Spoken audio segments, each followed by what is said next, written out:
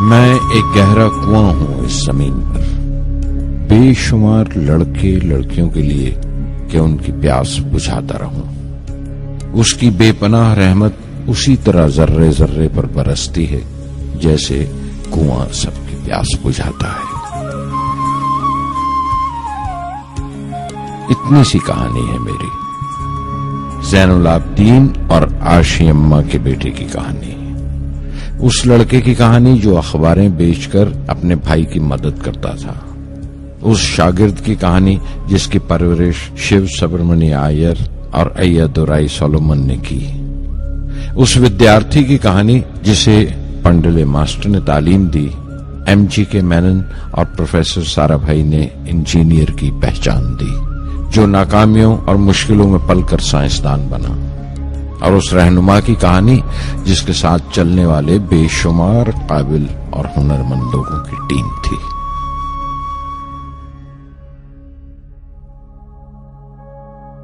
मेरी कहानी मेरे साथ खत्म हो जाएगी, क्योंकि दुनियावी मानों में मेरे पास कोई पूंजी नहीं है। मैंने कुछ हासिल नहीं किया, जमा नहीं किया, मेरे पास कुछ नहीं और कोई नहीं, न बेटा न बेटी न परिवार। मैं दूसरों के लिए मिसाल नहीं बनना चाहता, लेकिन शायद कुछ पढ़ने वालों को प्रेरणा मिले कि अंतिम सुख रूह और आत्मा की तस्कीन है। खुदा की रहमत उनकी वरासत है। मेरे परदादा अबुल, मेरे दादा फकीर और मेरे वालिद ज़ैनुल आबदीन का खानदानी सिलसिला अब्दुल कलाम पर खत्म हो जाएगा, लेकिन खुदा की रहमत कभी खत्म नहीं होगी, क्योंकि वो अमर है, लाफानी है। पूर्णमदः पूर्णमिदं पूर्णात् पूर्णमुदच्यते पूर्णस्य पूर्णमादाय पूर्णमेवावशिष्यते। ॐ पूर्णमदः पूर्णमिदं पूर्णात् पूर्णमुदच्यते पूर्णस्य पूर्णमादाय पूर्णमेवावशिष्यते। पूर्णमदः पूर्णमिदं पूर्णात् पूर्णमुदच्यते पूर्णस्य पूर्णमादाय पूर्णमेवावशिष्यते। पूर्णमदः पूर्णमिदं पूर्णात् पूर्णमुदच्यते पूर्णस्य पूर्णमादाय पूर्णमेवावशिष्यते।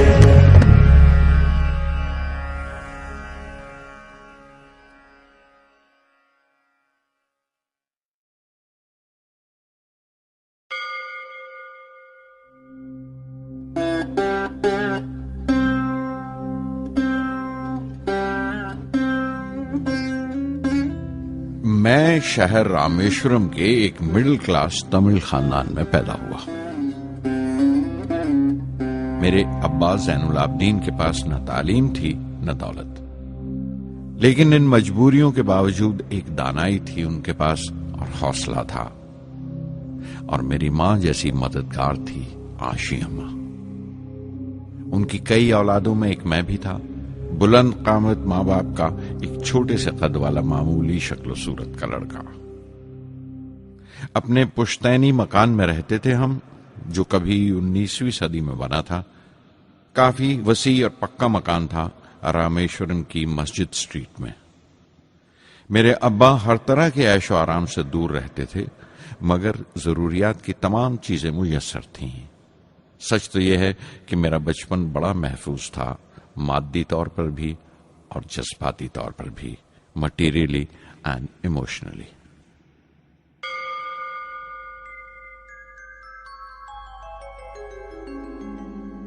रामेश्वरम का मशहूर शिव मंदिर हमारे घर से सिर्फ 10 मिनट की दूरी पर था। हमारे इलाके में ज्यादा आबादी मुसलमानों की थी, फिर भी काफी हिंदू घराने थे जो बड़े इत्तेफाक से पड़ोस में रहते थे। हमारे इलाके में एक बड़ी पुरानी मस्जिद थी, जहां मेरे अब्बा मुझे हर शाम नमाज पढ़ने के लिए ले जाया करते थे।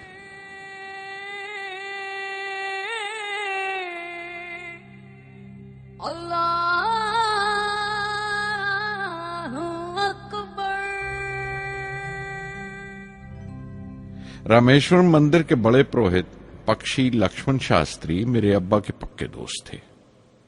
मेरी बचपन की यादों में आंकी हुई एक याद ये भी थी कि अपने अपने रवायती लिबास में बैठे हुए वो दोनों कैसे रूहानी मसलों पर देर देर तक बातें करते रहते थे।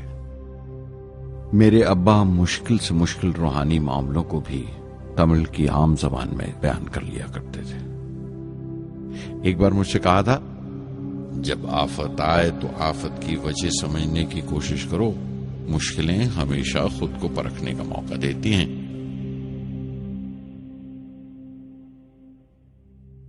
मैंने हमेशा अपनी साइंस और टेक्नोलॉजी में अब्बा के असूलों पर चलने की कोशिश की है। मैं इस बात पर यकीन रखता हूं कि हमसे ऊपर भी एक आला ताकत है, एक महान शक्ति है जो हमें मुसीबत, मायूसी और नाकामियों से निकालकर सच्चाई के मुकाम तक पहुंचाती है। मैं करीब 6 बरस का था जब अब्बा ने एक लकड़ी की कश्ती बनाने का फैसला किया, जिसमें वो यात्रियों को रामेश्वरम से धनुषकोडी का दौरा करा सकें, ले जाएं और वापस ले आएं। वो समंदर के साहिल पर लकड़ियां बिछाकर कश्ती का काम किया करते थे, एक और हमारे रिश्तेदार के साथ, अहमद जलालुद्दीन। बाद में उनका निकाह मेरी आपा जोहरा के साथ हुआ। अहमद जलालुद्दीन हालांकि मुझसे 15 साल बड़े थे, फिर भी हमारी दोस्ती आपस में जम गई थी। हम दोनों हर शाम लंबी सैर को निकल जाया करते थे। मस्जिद गली से निकलकर हमारा पहला पड़ाव शिव मंदिर हुआ करता था, जिसके गिर्द हम उतनी ही श्रद्धा से परिक्रमा करते थे जिस श्रद्धा से बाहर से आए हुए यात्री। जलालुद्दीन ज्यादा पढ़ लिख नहीं सके उनके घर के हालात की वजह से, लेकिन मैं जिस जमाने की बात कर रहा हूं, उन दिनों हमारे इलाके में सिर्फ वही एक शख्स था जो अंग्रेजी लिखना जानता था। जलालुद्दीन हमेशा तालीम याफ्ता पढ़े लिखे लोगों के बारे में बातें करते थे, साइंस की इजाद, मेडिसिन और उस वक्त के लिटरेचर का जिक्र किया करते थे। एक और शख्स जिसने बचपन में मुझे बहुत मुतासिर किया वो मेरा कजन था, मेरा चचेरा भाई शमसुद्दीन। उसके पास रामेश्वरम में अखबारों का ठेका था और सब काम अकेले ही किया करता था। हर सुबह अखबार रामेश्वरम रेलवे स्टेशन पर ट्रेन से पहुंचता था। सन 1939 में दूसरी आलमगीर जंग शुरू हुई, द सेकेंड वर्ल्ड वॉर।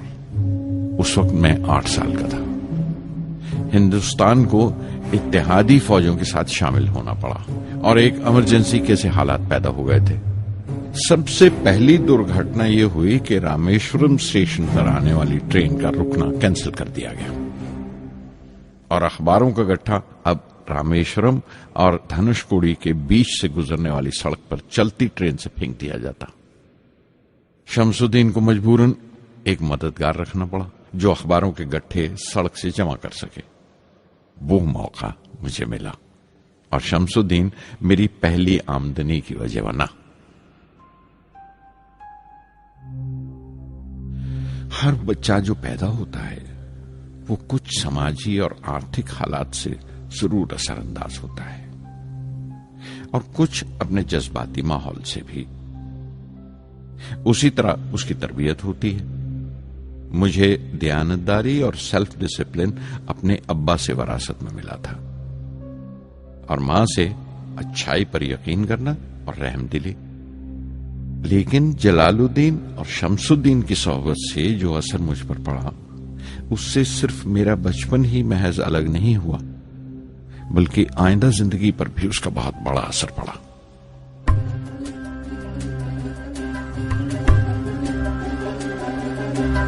தந்தை மகற்கு ஆற்றும் நன்றி அபயத்து முந்தி இருப்பச்செயல்.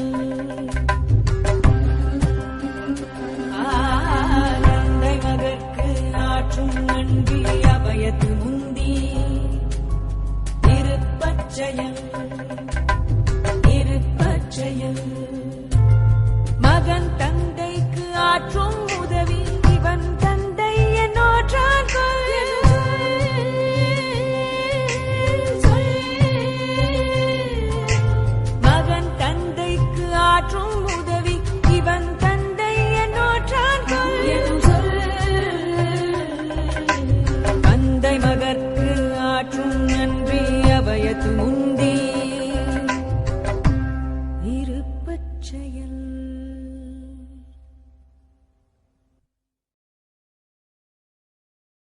फिर जंग खत्म हो गई और हिंदुस्तान की आजादी बिल्कुल यकीनी हो गई। मैंने अब्बा से रामेश्वरम छोड़ने की इजाजत चाही। मैं डिस्ट्रिक्ट हेडक्वार्टर्स रामनाथपुरम जाकर पढ़ना चाहता था। शमसुद्दीन और जलालुद्दीन मेरे साथ रामनाथपुरम तक गए मुझे श्वार्ट्ज हाई स्कूल में दाखिल कराने के लिए। जाने क्यों वो नया माहौल मुझे रास नहीं आया। रामनाथपुरम बड़ा मसरूफ शहर था और करीब 50,000 की आबादी थी, लेकिन रामेश्वरम का सुकून और इत्मीनान कहीं नहीं था। घर बहुत याद आता था और घर लौटने का कोई मौका मैं छोड़ता नहीं था। श्वार्ट्ज हाई स्कूल में दाखिल होने के बाद एक 15 साल लड़के के तमाम शौक जो हो सकते थे मेरे अंदर जाग उठे। मेरे टीचर अय्यादुराई सोलोमन बेहतरीन रहबर थे, गाइड, उस नौजवान जहन के लिए जिसके सामने जिंदगी की बेशुमार मुमकिनात खुलने वाली थी।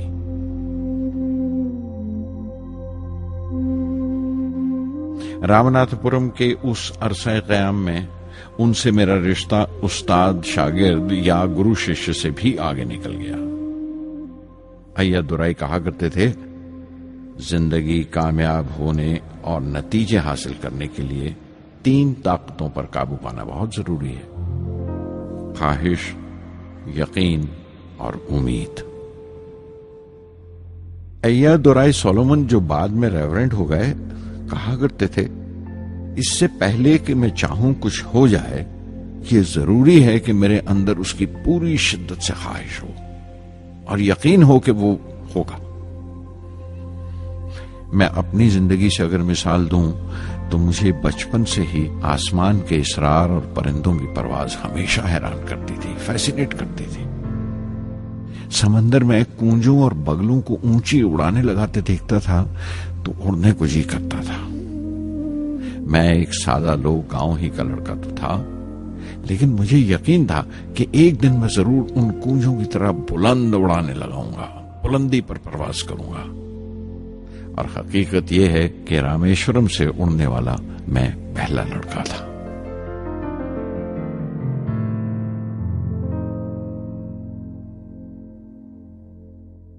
श्वार्ट्ज स्कूल में तालीम खत्म करते करते मेरे अंदर खुद एतमादी बस चुकी थी और मुझे यकीन था कि मैं जरूर कामयाबी हासिल करूंगा। मैं तालीम आगे जारी रखूंगा, उसमें कोई दूसरा ख्याल नहीं था। सन 1950 में मैं इंटरमीडिएट पढ़ने के लिए सेंट जोसेफ कॉलेज ट्रिची में दाखिल हो गया। जब बीएससी डिग्री के लिए मैंने सेंट जोसेफ कॉलेज में दाखिला लिया तो हायर एजुकेशन के माने सिर्फ इतने ही जानता था। ये नहीं जानता था कि हायर एजुकेशन के लिए कुछ और भी हो सकता है। न ये जानता था कि साइंस पढ़ के फ्यूचर के लिए और क्या मौके हासिल हो सकते हैं। बीएससी पास करने के बाद ही जान पाया कि फिजिक्स मेरा सब्जेक्ट नहीं था। अपने ख्वाब को पूरा करने के लिए मुझे इंजीनियरिंग में जाना चाहिए था। पता नहीं क्यों कुछ लोगों का ऐसा ख्याल है कि साइंस आदमी को खुदा से मुनकर कर देती है, लेकिन मेरे लिए तो साइंस एतमाद, विश्वास और रूहानी तस्कीन की वजह रही है। किसी तरह मैं MIT यानी मद्रास इंस्टीट्यूट ऑफ टेक्नोलॉजी के उम्मीदवारों की लिस्ट में तो आ गया, लेकिन उसका दाखिला बहुत महंगा था। कम से कम 1,000 रुपए की जरूरत थी और मेरे अब्बा के पास इतने रुपए नहीं थे। उस वक्त मेरी अक्का, मेरी आपा जोहरा ने अपने सोने के कड़े और चेन बेचकर मेरी फीस का इंतजाम किया। मुझ पर उसकी उम्मीद और यकीन देखकर मैं पसीज गया।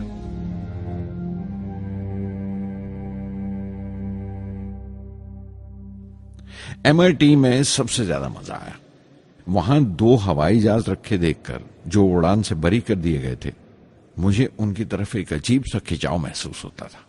और जब सब लड़के हॉस्टल लौट जाते थे, मैं कई कई घंटे उनके पास बैठा रहता था।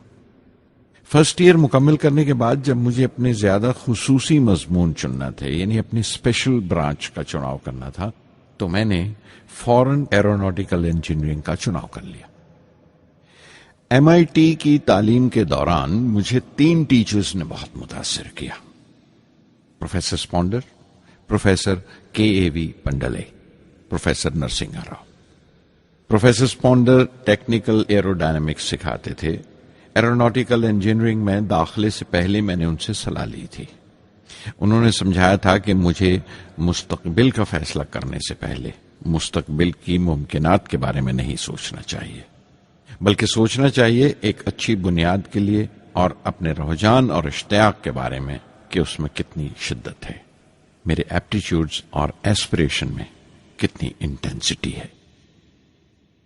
मैं खुद भी होने वाले इंजीनियरिंग स्टूडेंट्स से कहना चाहता हूं कि जब वो अपना स्पेशलाइजेशन का चुनाव करें तो ये देखें कि उनमें कितना शौक है, कितना उत्साह है और लगन है उस शोबे में जाने के लिए।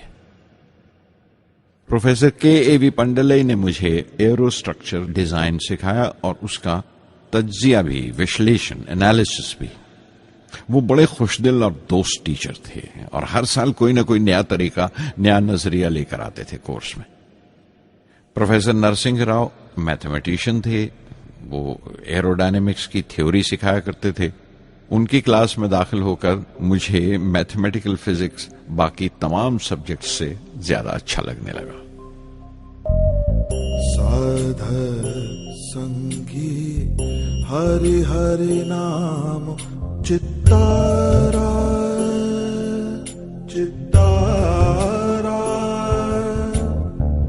साध संगी हरि हरि नाम चित्तारा सहज अनंतु होवे दिनु राति अंकुर भलो हमारा साध संगी साध संगी।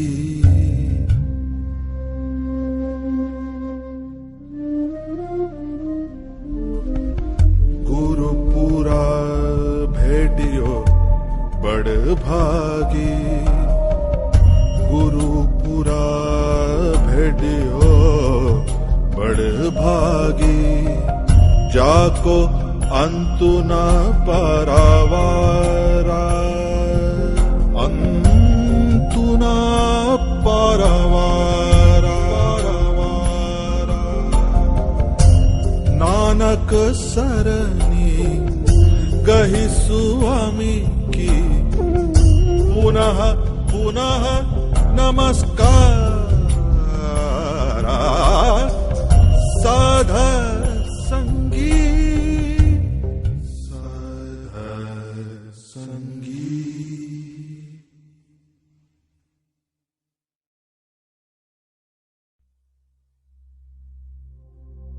MIT से मैं बेंगलोर के हिंदुस्तान एरोनॉटिक्स लिमिटेड HAL में बतौर ट्रेनी दाखिल हो गया।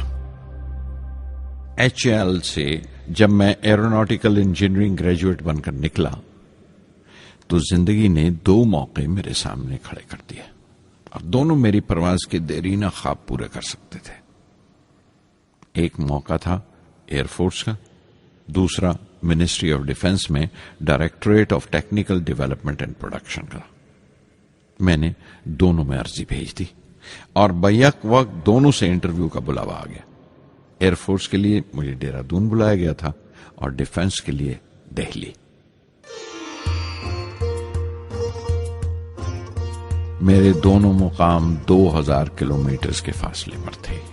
ये पहला मौका था मेरा अपने वसी और विराट वतन को देखने का।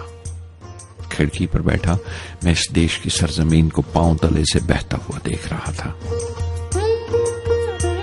हैरान था कि उत्तर की तरफ सफर करते हुए एक ही मुल्क का लैंडस्केप कैसे बदलता चला जाता है। मैं 1 हफ्ता दिल्ली में ठहरा, डिफेंस मिनिस्ट्री का इंटरव्यू दिया। इंटरव्यू अच्छा हुआ था। वहां से मैं देहरादून गया एयरफोर्स सिलेक्शन बोर्ड के इंटरव्यू के लिए। 25 उम्मीदवारों में मैं 9वें नंबर पर आया। मेरा दिल बैठ गया, बहुत मायूस हुआ और कई दिन तक अफसोस रहा कि एयरफोर्स में जाने का मौका मेरे हाथ से निकल गया। मैं ऋषिकेश चला गया, दिल पर यह बोझ लेकर कि आने वाले दिन बड़े सख्त होंगे।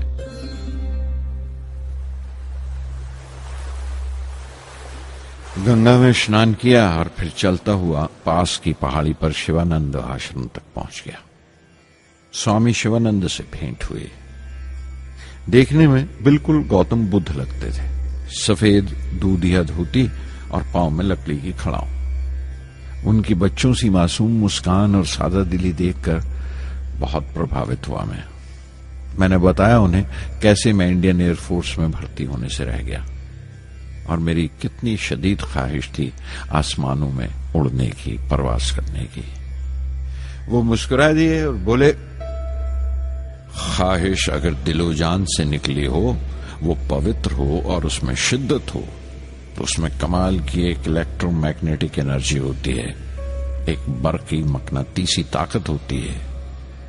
दिमाग जब सोता है तो वो एनर्जी रात की खामोशी में बाहर निकल जाती है और सुबह कायनात ब्रह्मांड से सितारों की गति रफ्तार को अपने साथ समेटकर दिमाग में लौट आती है।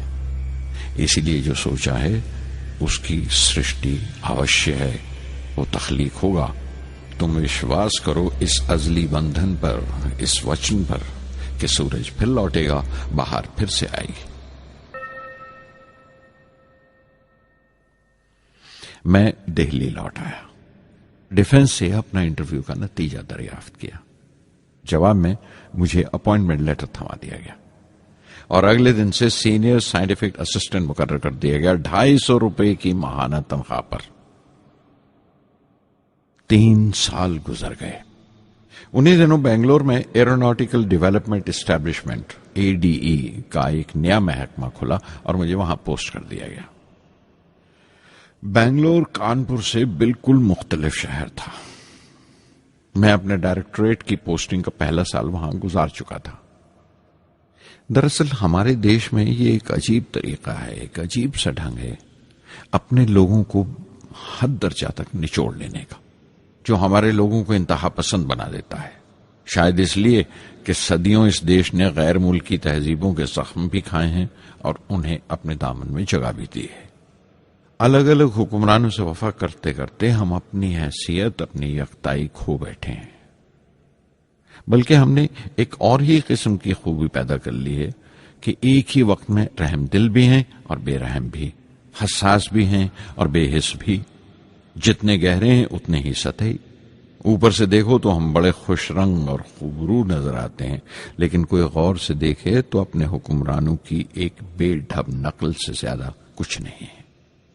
मैंने कानपुर में कल्ले में दबाए हुए पान वाले नवाब वाजिद अली शाह के नकलची बहुत देखे और बेंगलोर में फिरंगियों के अंदाज में कुत्ते की जंजीर थामे टहलते हुए साहिबों की कमी नहीं थी। बेंगलोर में रहकर मैं रामेश्वरम की सुकून और गहरे शांत वातावरण के लिए तरसता था।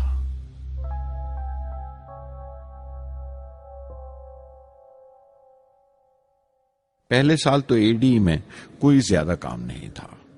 एक प्रोजेक्ट टीम बनाई थी कि 3 सालों में एक स्वदेशी हॉवरक्राफ्ट तैयार करें और वो वक्त से पहले तैयार हो गया। नंदी उसका नाम रखा गया, शिव की सवारी के आधार पर। उसका डिजाइन हमारी उम्मीद से ज्यादा अच्छा था, लेकिन मैं सख्त मायूस हुआ जब आपसी कंट्रोवर्सीज की बिना पर सारा प्रोजेक्ट बालाए ताक रख दिया गया, बंद कर दिया गया। Professor MG Menon, Tata institute of fundamental research के डायरेक्टर, एक रोज अचानक ही हमारी जांच पड़ताल को आ पहुंचे। नंदी का जिक्र निकला। मुझसे पूछताछ करते हुए उन्होंने ख्वाहिश जाहिर की एक 10 मिनट की उड़ान के लिए। उसके 1 हफ्ता बाद की बात है, मुझे इनकोस्पार से बुलावा आ गया, the Indian committee for space research. मैं मुंबई चला गया रॉकेट इंजीनियर की पोस्ट के लिए इंटरव्यू देने। मेरा इंटरव्यू लेने वाले डॉक्टर विक्रम साराभाई और प्रोफेसर MG मेनन के अलावा मिस्टर सराफ थे, जो उस वक्त एटॉमिक एनर्जी कमीशन के डिप्यूटी सेक्रेटरी के ओहदे पर थे। डॉक्टर साराभाई की गर्मजोशी ने पहली ही मुलाकात में मेरा दिल मोह लिया। अगले ही दिन मुझे खबर मिल गई कि मैं चुन लिया गया। मुझे इनकोस्पार में रॉकेट इंजीनियर की हैसियत से शामिल कर लिया गया था। सन 1962 के देरीना हिस्से में कहीं इनकोस्पार ने थुम्बा में इक्वेटोरियल रॉकेट लॉन्चिंग स्टेशन बनाने का फैसला किया। थुम्बा केरला में त्रिवेंद्रम से परे एक दूर दराज के ऊंगते से गांव का नाम है। हिंदुस्तान में यह मॉडर्न रॉकेट बेस्ड रिसर्च की एक दबी सी इब्तदा थी, हल्की सी शुरुआत। उसके फौरन बाद ही मुझे 6 माह के लिए अमेरिका भेज दिया गया, नासा में रॉकेट लॉन्चिंग की ट्रेनिंग के लिए। जाने से पहले मैं थोड़ा सा वक्त निकालकर रामेश्वरम गया। मेरे अब्बा मेरी इस कामयाबी के लिए बहुत खुश हुए और मुझे उसी मस्जिद में ले जाकर शुक्राने की नमाज अदा की।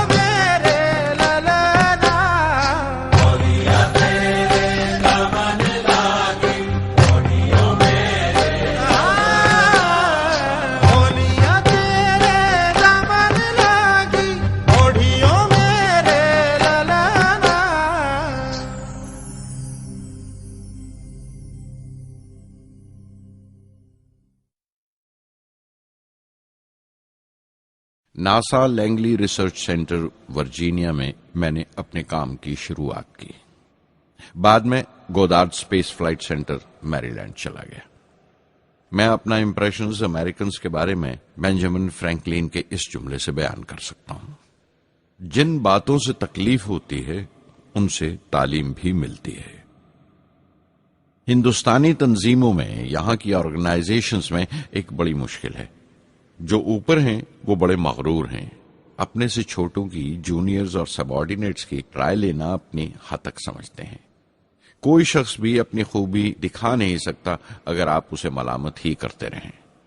उसूल और पाबंदी, पाबंदी और सख्ती, सख्ती और जुल्म के बीच की लाइन बड़ी महीन है, बारीक है, उसकी पहचान बहुत जरूरी है। मैं जैसे ही नासा से लौटा, फौरन बाद हिंदुस्तान का पहला रॉकेट लॉन्च वाक़या हुआ, 21 नवंबर सन 1963। वो साउंडिंग रॉकेट था, नाम नाइकी अपेची। नाइकी अपेची की कामयाबी के बाद प्रोफेसर साराभाई ने अपनी आरजू, अपने एक ख्वाब का इजहार किया, एक Indian satellite launch vehicle ISLV का सपना। हिंदुस्तानी रॉकेट का ख्वाब 20वीं सदी में एक तरह से 18वीं सदी का ख्वाब भी कहला सकता है, जो टीपू सुल्तान ने देखा था। टीपू सुल्तान की फौज में 27 ब्रिगेड थे जो खुशून कहलाते थे, और हर एक ब्रिगेड में एक दस्ता था रॉकेटमैन का जो साथ रहा करता था और जुर्क्स कहलाता था। जब टीपू सुल्तान मारा गया तो अंग्रेजों ने 700 रॉकेट्स और 900 रॉकेट के सब सिस्टम्स बरामद किए 1799 में तिरुकन्नाहल्ली की जंग के बाद। वो रॉकेट्स विलियम कॉन्गरीव ने इंग्लैंड भिजवा दिए जांच पड़ताल के लिए, उसकी तकनीक समझने के लिए, जिसे आज की साइंसी जबान में हम रिवर्स इंजीनियरिंग कहते हैं। टीपू सुल्तान की मौत के साथ उस ख्वाब की भी मौत हो गई, कम से कम 150 साल के लिए। पंडित जवाहरलाल नेहरू की बदौलत वो रॉकेटरी का ख्वाब एक बार फिर हिंदुस्तान में जिंदा हुआ। प्रोफेसर साराभाई ने उस ख्वाब को हकीकत बनाने की जिम्मेदारी अपने सर ले ली।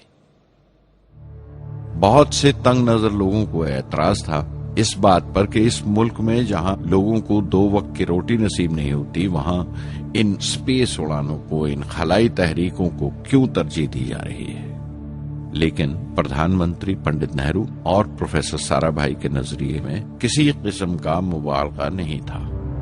उनके नजरिए बिल्कुल साफ थे कि अगर दुनिया के मुल्कों में और दुनिया के मसलों में कोई हिस्सा लेना है, शिरकत करनी है, हिंदुस्तान को कोई हैसियत हासिल करनी है, तो साइंस और टेक्नोलॉजी की तरक्की और खुद मुख्तारी, सेल्फ रिलायंस अशद जरूरी है।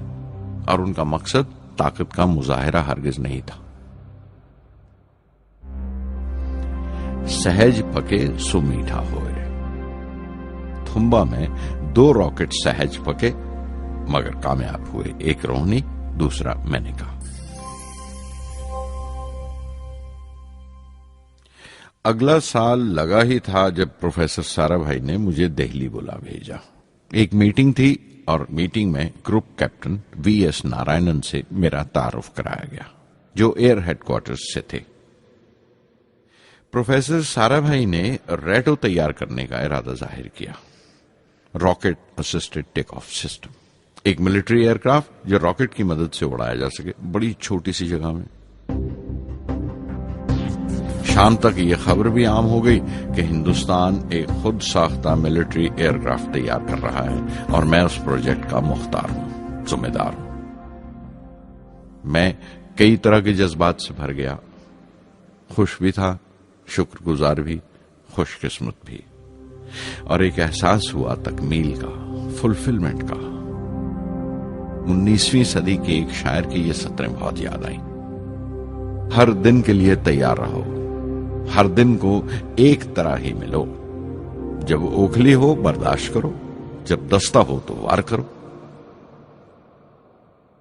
रेटो पे काम करते हुए 2 अहम वाकयात हुए। पहला तो यह था कि अपने देश में पहली बार स्पेस रिसर्च का 10 साला प्रोग्राम तैयार हुआ, जिसके ऑथर थे प्रोफेसर साराभाई। मेरे लिए वो एक ऐसा रूमानी मैनिफेस्टो था जैसे स्पेस से इश्क करने वाले किसी शायर की रूमानी नज्म हो, जैसे कोई अपने देश के आसमान से इश्क करने लगा हो। और दूसरा वाकया मिनिस्ट्री ऑफ डिफेंस में मिसाइल पैनल का तैयार होना। नारायणन और मैं, हम दोनों उस पैनल के मेंबर थे। उस वक्त तक भविष्य की आने वाली SLV सैटेलाइट लॉन्च व्हीकल का नाक नक्शा भी तैयार हो चुका था। प्रोफेसर साराभाई अपने देरीना ख्वाब को ताबीर देने के लिए कुछ और साथियों का चुनाव कर चुके थे। मैं खुद को खुशकिस्मत समझता हूं कि मुझे उस प्रोजेक्ट का लीडर चुना गया। उस पर प्रोफेसर साराभाई ने मुझे एक और जिम्मेदारी भी सौंपी कि लॉन्च की 4थी स्टेज मैं ही डिजाइन करूं। यह मामूल था, मेरा आदत थी कि हर मिसाइल पैनल की मीटिंग के बाद मैं जाकर प्रोफेसर साराभाई को पूरी तफसील, पूरी रिपोर्ट देता था। दिल्ली में ऐसी ही एक मीटिंग के बाद 23 दिसंबर 1971 को मैं त्रिवेंद्रम लौट रहा था और उस दिन प्रोफेसर साराभाई थुम्बा में SLV का मुआयना करने गए हुए थे। दिल्ली एयरपोर्ट के लाउंज से मैंने उन्हें फोन किया, पैनल मीटिंग की तफसील बताई। प्रोफेसर साराभाई ने मुझे कहा कि मैं त्रिवेंद्रम एयरपोर्ट पर उनका इंतजार करूं। मैं जब त्रिवेंद्रम पहुंचा तो फिजा में एक मातम बिछा हुआ था। मुझे खबर दी गई कि प्रोफेसर साराभाई नहीं रहे। चंद घंटे पहले दिल का दौरा पड़ने से उनका इंतकाल हो गया। मैं थर्रा के रह गया। चंद घंटे पहले ही तो मैंने उनसे बात की थी। मेरे लिए वो बहुत बड़ा सदमा था। प्रोफेसर साराभाई मेरी नजर में इंडियन साइंस के राष्ट्रपिता हैं, जैसे राष्ट्र के पिता महात्मा गांधी हैं। उन्होंने अपनी टीम से रहनुमा पैदा किए और खुद अपने अमल से उनके लिए मिसाल साबित हुए।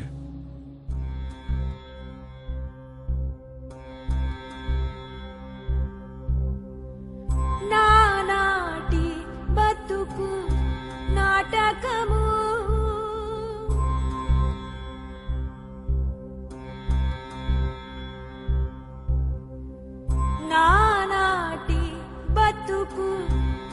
నాటకము కానక కన్నది కైవల్యము కానక కన్నది కైవల్యము నానాటి బతుకు నాటకము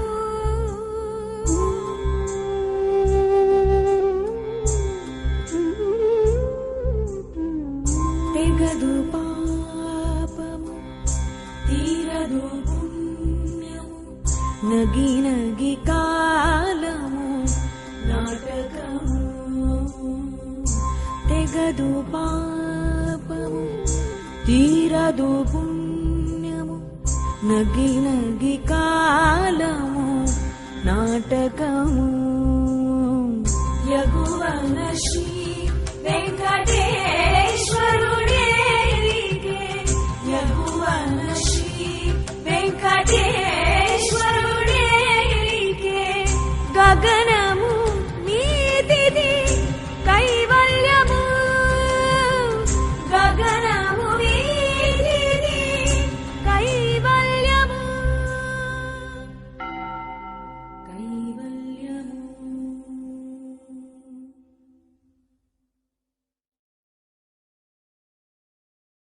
कुछ अरसा प्रोफेसर एमजी के मेनन ने स्पेस रिसर्च का काम संभाला। बिलाखिर प्रोफेसर सतीश धवन को Indian space research organisation ISRO की जिम्मेदारी सौंप दी गई। तुम्बा का पूरा कॉम्प्लेक्स एक बड़े पैमाने पर स्पेस सेंटर बना दिया गया और Vikram Sarabhai space centre VSSC का नाम दिया गया। जिसने वो सेंटर कायम किया था उसी के नाम से उस जगह की श्रद्धांजलि पेश की गई। मशहूर मेटलर्जिस्ट डॉक्टर ब्रह्म प्रकाश VSSC के पहले डायरेक्टर मुकर्रर हुए। कोई भी शख्स अपनी जिम्मेवारी में तभी कामयाब हो सकता है अगर वो बारसूख हो, मोतबर हो और अपने फैसलों के लिए उसे सही हद तक आजादी हो। शायद निजी जिंदगी में भी तसल्ली का यही एक रास्ता है, आजादी और जिम्मेवारी एक साथ हो, तभी वो तस्कीन और खुशी का बायस हो सकती है।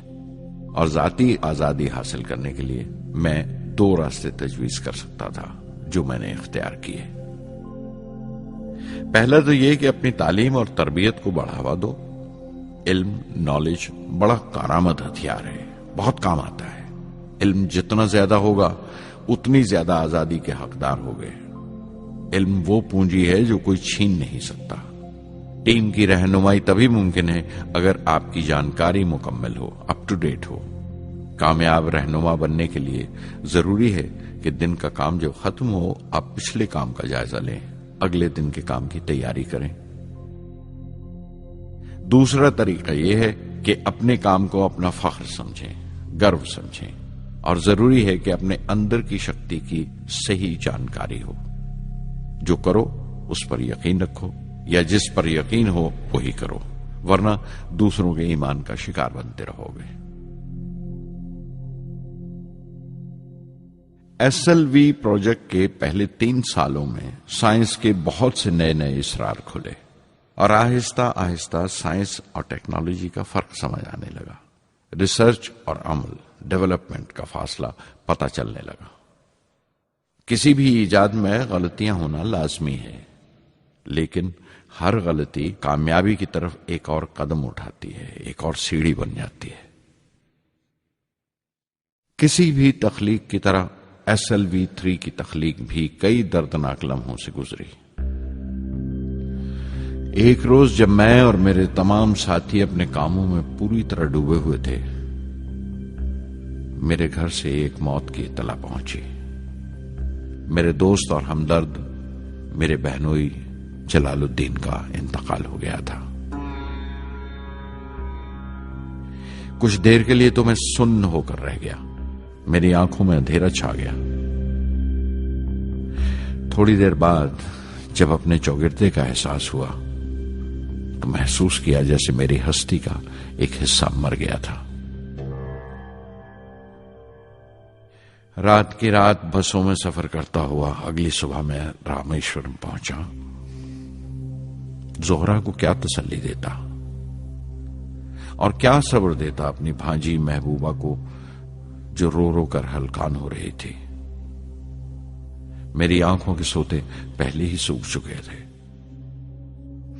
थुम्बा लौटकर बहुत दिनों तक सारा कामकाज, सारी मसरूफियत बेमानी लगने लगी। बहुत दिनों तक बहुत मलाल लगा, सब बेमानी लगता था। प्रोफेसर धवन देर देर तक हौसला देते थे, कहते SLV पर जैसे जैसे काम आगे बढ़ेगा मुझे सब्र महसूस होगा और ये मायूसी कम होते होते गुजर जाएगी। 1976 में मेरे अब्बा ज़ैनुल आबदीन 102 साल की उम्र में वहीं रामेश्वरम में इंतकाल फरमा गए। 15 पोते पोतियां छोड़कर गए थे पीछे और एक पड़पोता। दुनियावी तौर पर वो सिर्फ एक और बुजुर्ग की मौत थी।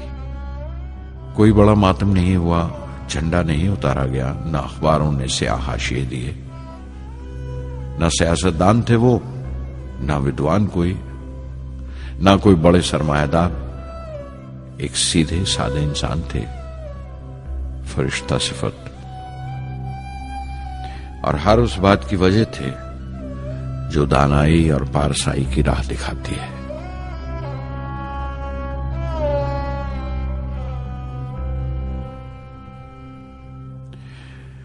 मैं बहुत देर तक अपनी मां के पास बैठा रहा, चुपचाप। और जब उठा थुम्बा लौटने के लिए तो उसने रुंधे गले से दुआएं दी मुझे।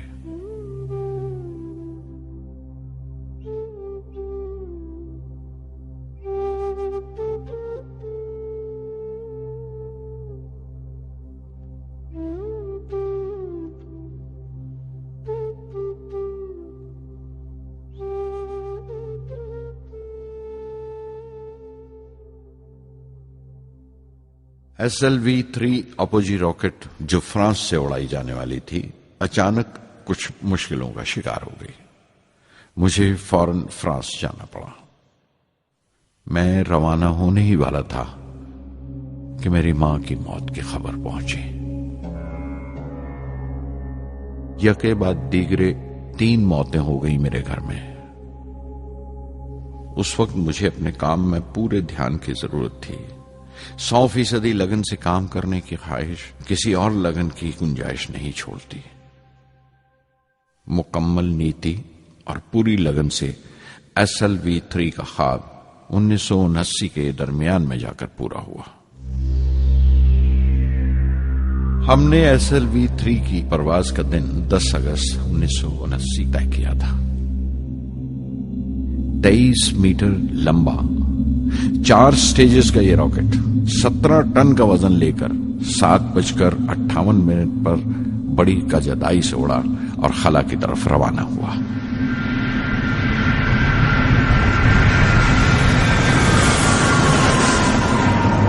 पहली स्टेज हर तरह से पुख्ता निकली और बड़े आराम से रॉकेट दूसरी स्टेज में दाखिल हो गया। हम सब दम खुद रह गए, सांस रोके बैठे थे। हमारे बरसों का ख्वाब आसमान की तरफ सफर कर रहा था। अचानक हमारे ख्वाब में दरार आई, हमारा सुकून टूटा, हमारी खामोशी टूटी। दूसरी स्टेज काबू से बाहर होने लगी थी। 317 सेकंड के बाद परवाज टूट गई। मेरी मेहनत और उम्मीद चौथी स्टेज को साथ लेकर तमाम मलबा श्री हरिकोटा से 560 किलोमीटर दूर समंदर में जाके गिरा।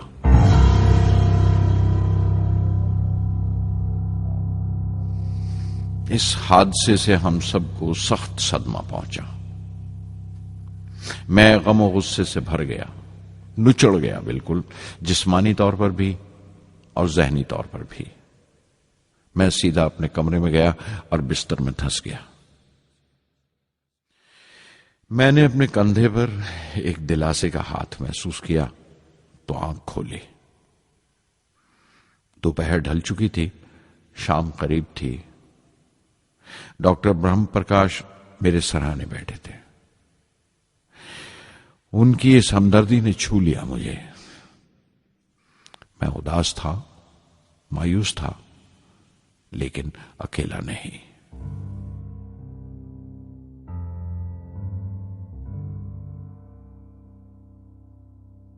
हर शख्स तकनीकी जमा तफरीक और बहस मुबासे के बाद मुतमईन हो चुका था, संतुष्ट हो चुका था, लेकिन मुझे इत्मीनान न आया और मुसलसल बेचैन रहा। मैं बेसाख्ता खड़ा हो गया और एतराफ किया प्रोफेसर धवन के सामने, सर, मेरे साथियों को नाकामयाबी की वजह दरियाफ्त हो जाने से इत्मीनान हो गया, लेकिन मैं उसे काफी नहीं समझता। इस मिशन के डायरेक्टर की हैसियत से इस गलती को भी मैं अपनी जिम्मेवारी समझता हूं। SLV-3 की नाकामयाबी की जिम्मेवारी मेरी है।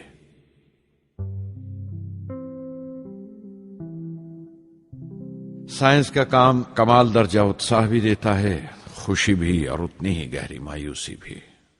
इस तरह के वाकयात सोच सोचकर मैं दिल को ढारस देता रहा।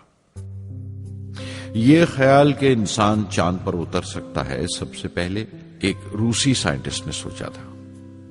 उसे हकीकत बनने में 40 साल गुजर गए जब अमेरिका ने उसे पूरा किया। प्रोफेसर चंद्रशेखर ने चंद्रशेखर लिमिट का आविष्कार किया था 1930 में, जब कैम्ब्रिज में पढ़ रहे थे, लेकिन 50 साल बाद उन्हें उसी डिस्कवरी पर नोबेल प्राइज मिला।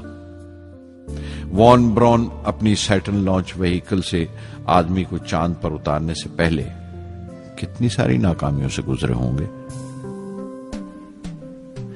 पहाड़ की चोटी पर उतरने से पहाड़ पर चढ़ने का तजुर्बा नहीं भूलता। जिंदगी पहाड़ की चढ़ानों पर मिलती है, चोटी पर नहीं। चढ़ानों पर ही तजुर्बे मिलते हैं और जिंदगी मंचती है और टेक्नोलॉजी तरक्की करती है।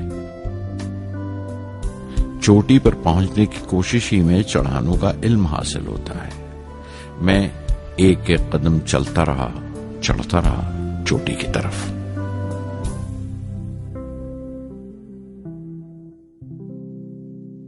SLV-3 की उड़ान से 30 घंटा पहले 17 जुलाई 1980 के दिन अखबारों की सुर्खियां तरह तरह की राय और अंदाजों से भरी हुई थीं।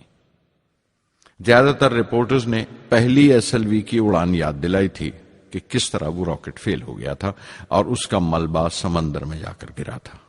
कुछ लोगों ने तो देश की दूसरी खामियों का जिक्र करते हुए भी उसे SLV-3 से जोड़ दिया था। मैं जानता था कि अगले दिन का नतीजा हमारे फ्यूचर के स्पेस प्रोग्राम का फैसला करने वाला है। मुख्तसर ये कि सारी कौम की नजरें हम पर गड़ी हुई थीं। 18 जुलाई 1980 सुबह 8:03 पर हिंदुस्तान का पहला सैटेलाइट लॉन्च व्हीकल उड़ा।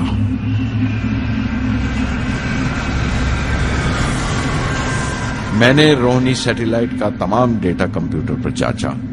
अगले 2 मिनट के अंदर अंदर रोहिणी अंतरिक्ष में था। उस तमाम शोरगुल के बीच में मैंने अपनी जिंदगी के सबसे अहम अल्फाज अदा किए। मैं मिशन डायरेक्टर बोल रहा हूं, एक जरूरी खबर सुनने को तैयार रहो।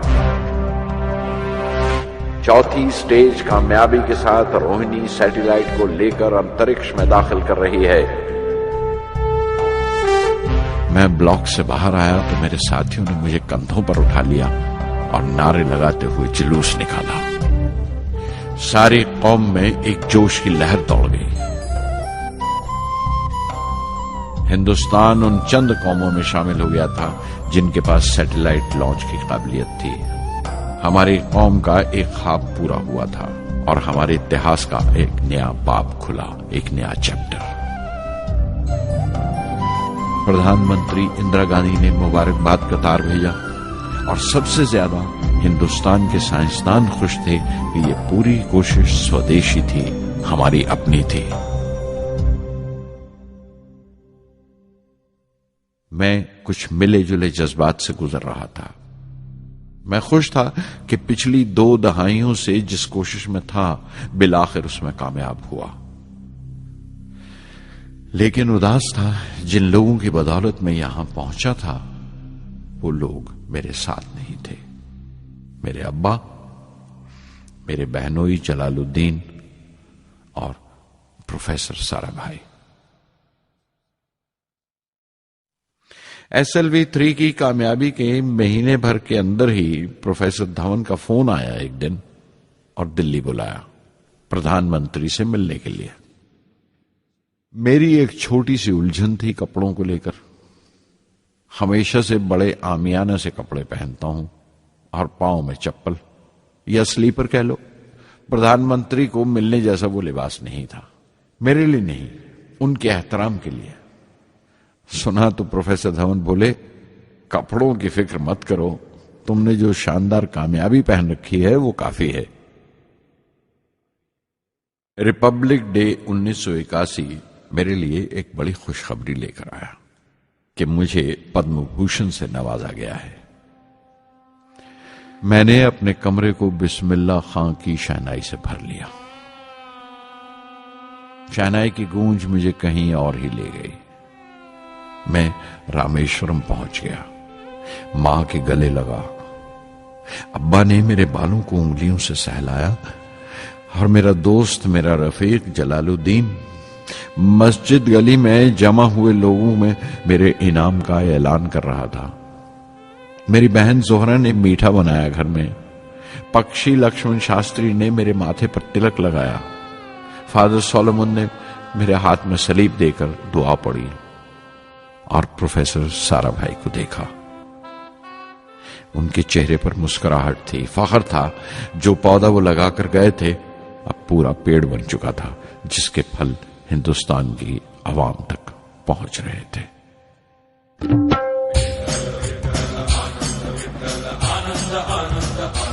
ओ आनंदाचे डोही आनंद तरंग, आनंदाचे डोही आनंद तरंग, आनंदाची अंग, आनंदाचे आनंदाची अंग, आनंदाचे आनंदाचे डोही आनंद तरंग, आनंदाचे डोही आनंद तरंग।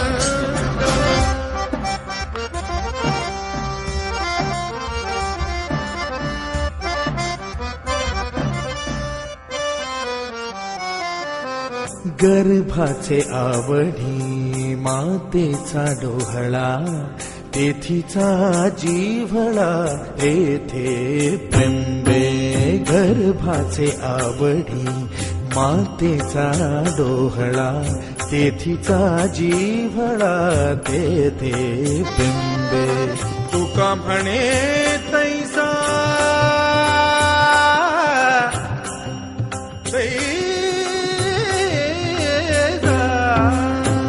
म्हणे तैसा ओतलाचे ठसा, अनुभव सरीसा मुखाला। आनंदाचे डोही आनंद तरंग, आनंदाची अंग, आनंदाचे आनंदाचे डोही आनंद तरंग।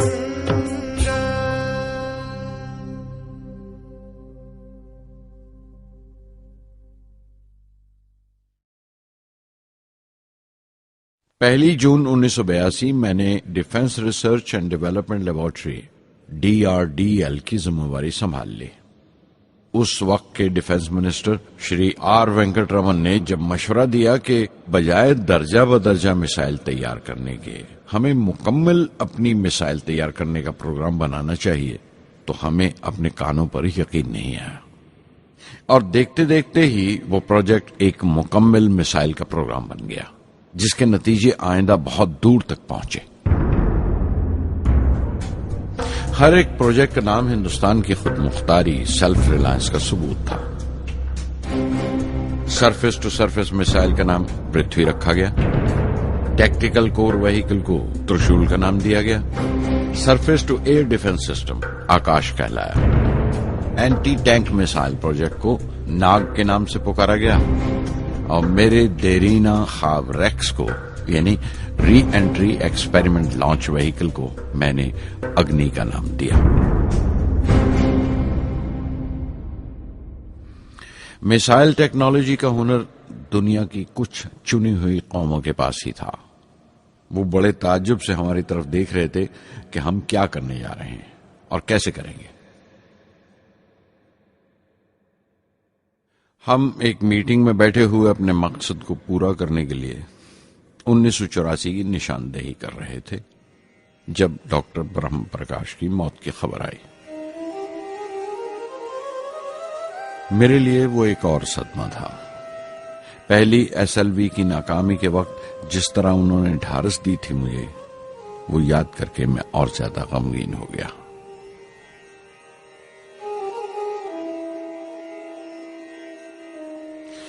प्रोफेसर साराभाई अगर VSSC के निर्माता थे, बनाने वाले थे, तो डॉक्टर ब्रह्म प्रकाश उसके आमिल थे, एग्जीक्यूटर थे।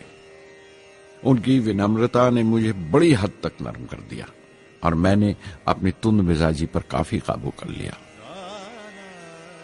उनकी हलीमी सिर्फ अपनी खूबियों तक ही महदूद नहीं थी, बल्कि अपने से छोटों को इज्जत देना भी उनकी आदत में शामिल था। उनके बर्ताव और सुलूक में ये बात नजर आ जाती थी कि कोई शख्स भी खामियों से खाली नहीं है। यहां तक कि अफसर भी, लीडर भी, रहनुमा भी। वो बहुत बड़े दानिश्वर थे। एक कमजोर से शरीर के अंदर उनमें बच्चों की सी मासूमियत थी। मुझे वो हमेशा साइंसदानों में संत नजर आते थे।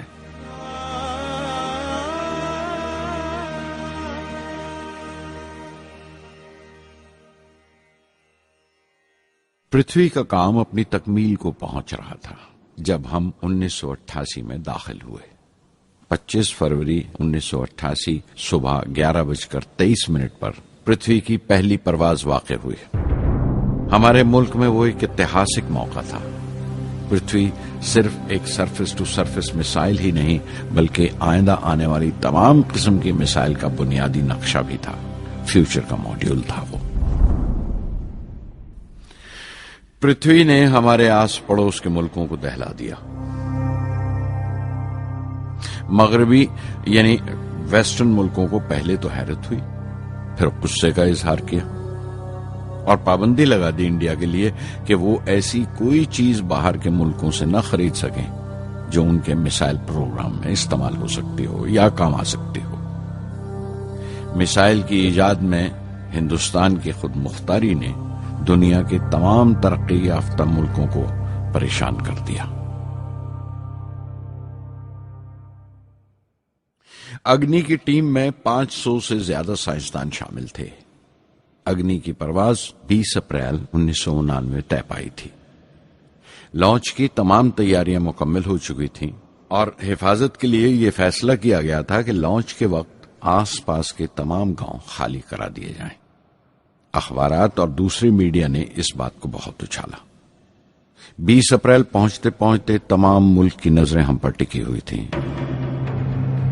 दूसरे मुल्कों का दबाव बढ़ रहा था कि हम इस तजुर्बे को मुलतवी कर दें या खारिज कर दें, लेकिन सरकार मजबूत दीवार की तरह हमारे पीछे खड़ी रही और किसी तरह हमें पीछे नहीं हटने दिया। परवाज से सिर्फ 14 सेकंड्स पहले हमें कंप्यूटर ने रुकने का इशारा किया।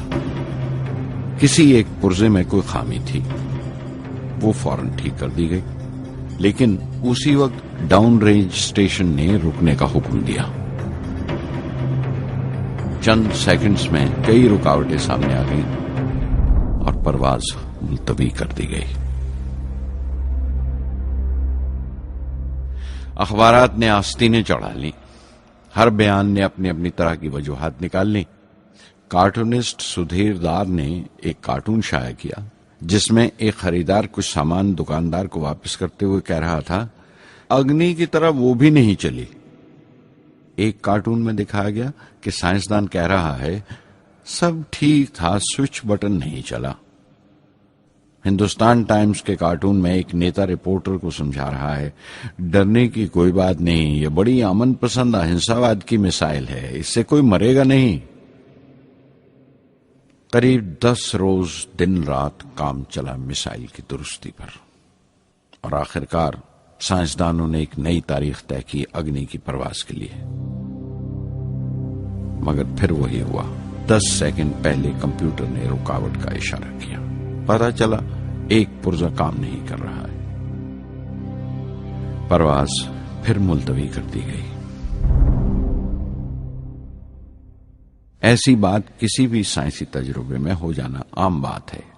गैर मुल्कों में भी बहुत बार होता है, लेकिन उम्मीद से भरी हुई कौम हमारी मुश्किलें समझने को तैयार नहीं थी।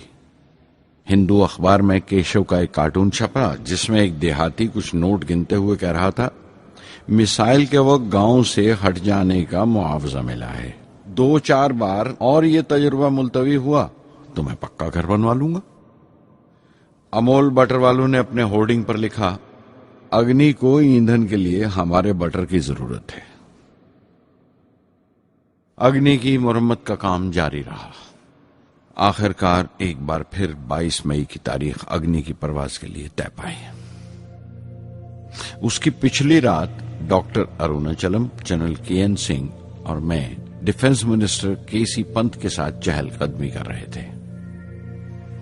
पूरे चांद की रात थी, हाई टाइड का वक्त था और लहरें गरज गरज कर खुदा की अजमत का नाम ले रही थी। कल अग्नि की परवाज कामयाब होगी या नहीं, बार बार यही सवाल हमारे दिमाग में गूंज रहा था।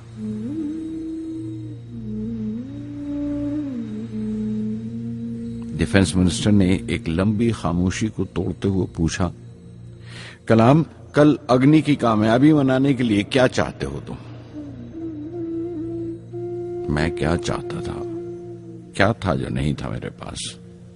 अपने खुशी के इजहार के लिए मुझे क्या करना चाहिए? और अचानक मुझे जवाब मिल गया, हम 1 लाख पेड़ों की कोंपले लगाएंगे। मैंने कहा और उनके चेहरे पर रौनक आ गई।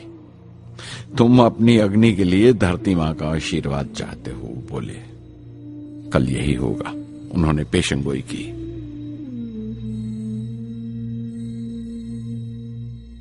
अगले दिन सुबह 7:10 पर अग्नि लॉन्च हुई।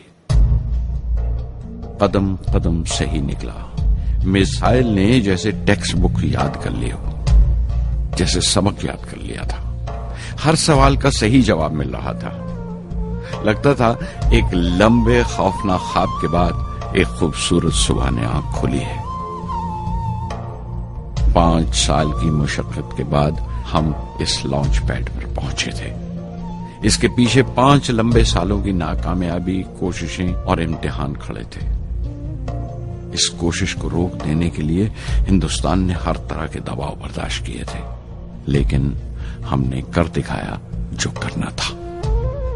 मेरी जिंदगी का सबसे कीमती लम्हा था वो मुट्ठी भर सेकंड्स, 600 सेकंड की वो परवाज जिसने हमारी बरसों की थकान दूर कर दी, बरसों की मेहनत को कामयाबी का तिलक लगाया। उस रात मैंने अपनी डायरी में लिखा, अग्नि को इस नजर से मत देखो। ये सिर्फ ऊपर उठने का साधन नहीं है, न शक्ति की नुमाइश है। अग्नि एक लौ है जो हर हिंदुस्तानी के दिल में जल रही है। इसे मिसाइल मत समझो, ये कौम के माथे पर चमकता हुआ आग का सुनहरी तिलक है। स्वधर्मम् अपि चावेक्ष्य न विकम्पितुम् अर्हसि, धर्म्याद् युद्धश्रेयोऽन्यक्षत्रियस्य न विद्यते। स्वधर्मम् अपि चावेक्ष्य न विकम्पितुम् अर्हसि, धर्म्याद् युद्धश्रेयोऽन्यक्षत्रियस्य न विद्यते। अदच्चेत्त्वम् इमम् धर्म्यम् सङ्ग्रामम् न करिष्यसि, तदस्वधर्मम् कीर्तिम् च हित्वा पापम् अवाप्स्यसि, हित्वा पापम् अवाप्स्यसि।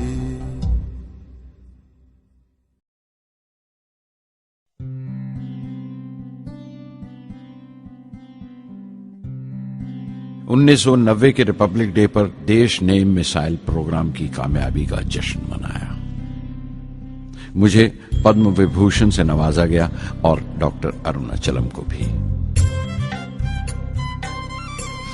10 साल पहले पद्म भूषण की यादें एक बार फिर हरी हो गईं। रहन सहन मेरा अब भी वैसा ही था जैसा तब था। 10 बाय 12 का एक कमरा किताबों से भरा हुआ और कुछ जरूरत का फर्नीचर जो किराए पर लिया था। फर्क इतना ही था कि तब यह कमरा त्रिवेंद्रम में था, अब हैदराबाद में। वेटर मेरा नाश्ता लेकर आया इडली और छाछ और आंखों में एक खामोश मुस्कुराहट मुबारकबाद की। मैं अपने हमवतनों की इस नवाजिश से छलक गया।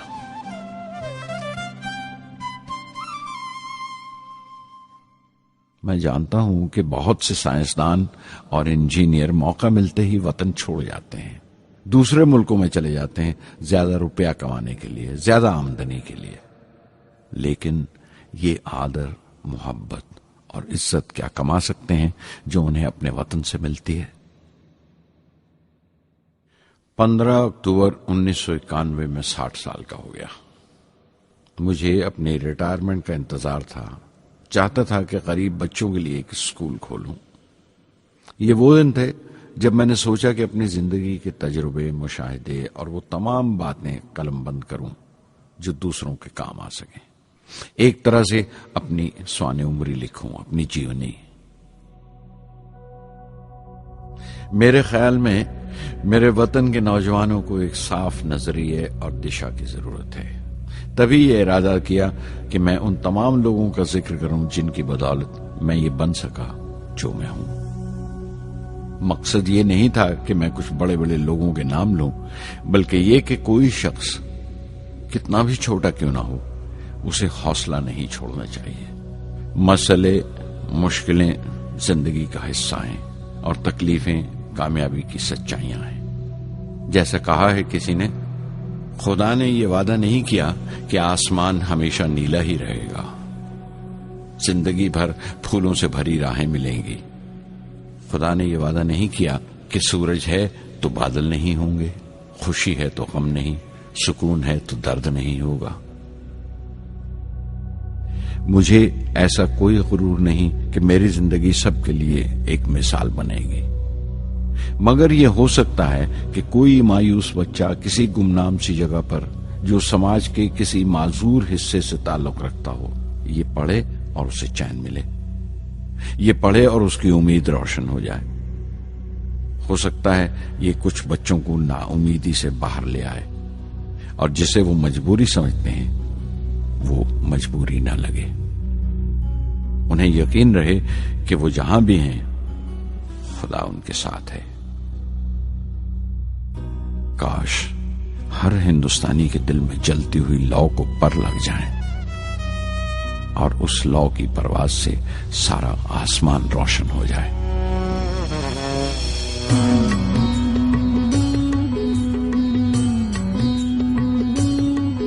ये ज़मीं मेरी, मेरा आसमां, बड़ा खूबसूरत है जहां।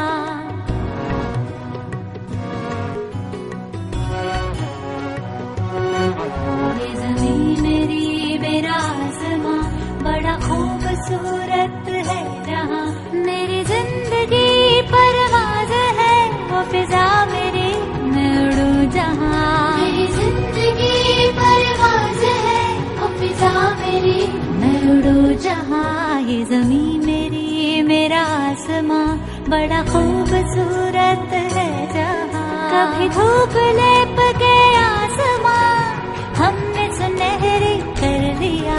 कभी धूप लेप के आसमां हमने सुनहरी कर दिया। फिर धूप बांध के पाँव में हम उड़े हैं ठंडी हवाओं में। मेरा आसमां बड़ा खूबसूरत है जहां। कभी वक्त उठा के सरों पे हम और आग लेके परों पे हम। कभी वक्त उठा के सरों पे हम और आग लेके परों पे हम। कभी छानी खाली खला कहीं, हम उड़े जहाँ पे हवा नहीं। ज़मीं मेरी, मेरा आसमां, बड़ा खूबसूरत है जहां। मेरी जिंदगी परवाज़ है, मेरी जिंदगी परवाज़ है, वो फिजा मेरी, मैं उड़ूं जहां। ये ज़मीं मेरी, मेरा आसमां, बड़ा खूबसूरत है जहां। ये ज़मीं मेरी, मेरा आसमां, बड़ा खूबसूरत है जहां।